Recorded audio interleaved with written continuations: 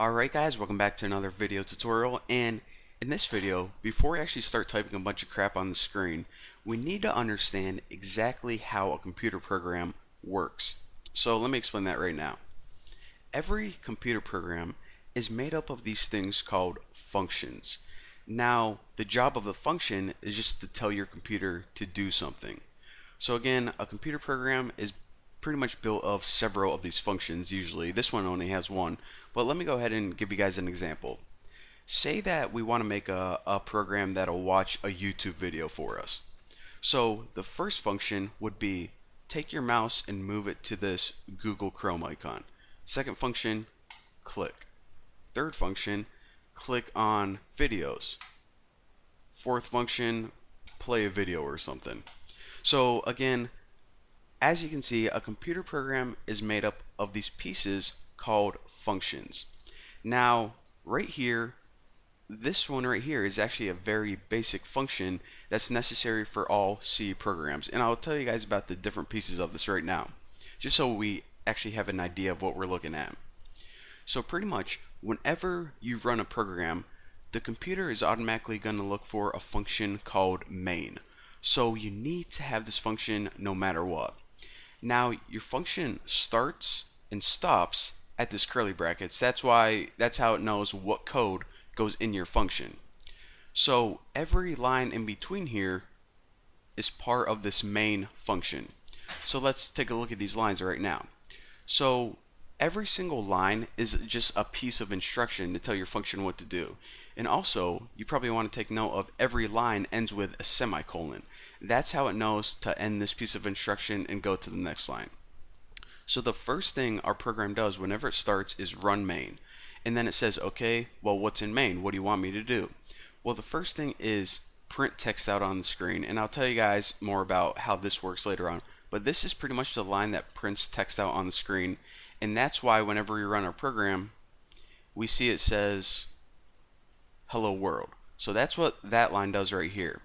Now it has one other line. It says return 0, and for now, that's just kind of like the background of what's going on. How can I explain this?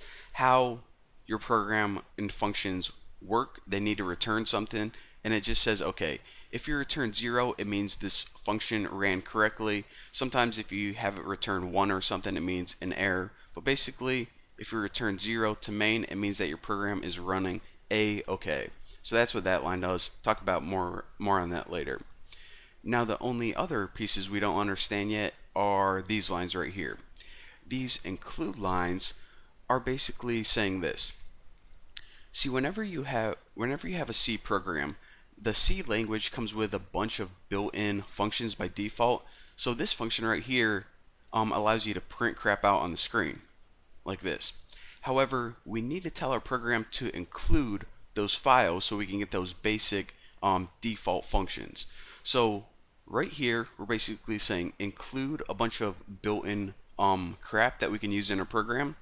This is our main function, the very first piece that runs, and the only important piece of instruction right now is printing text out on the screen. So that's basically what's going on behind the scenes. And another thing I want to mention is this. Blank lines and indents and white space, it doesn't matter to your computer program. It's just for making your code more readable.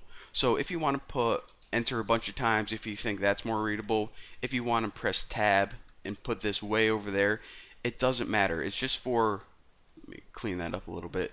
It's just for the developer, whatever is the easiest to see. So again, white space, blank lines, indents don't really matter. Again, every single computer program is made up of functions,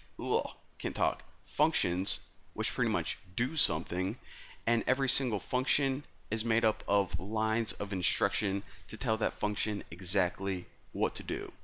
So now that we understand how a very basic computer program works, in the next tutorial, we're actually going to be getting our hands dirty and starting to actually code. But for now, thank you guys for watching. Don't forget to subscribe, and I'll see you guys in the next video.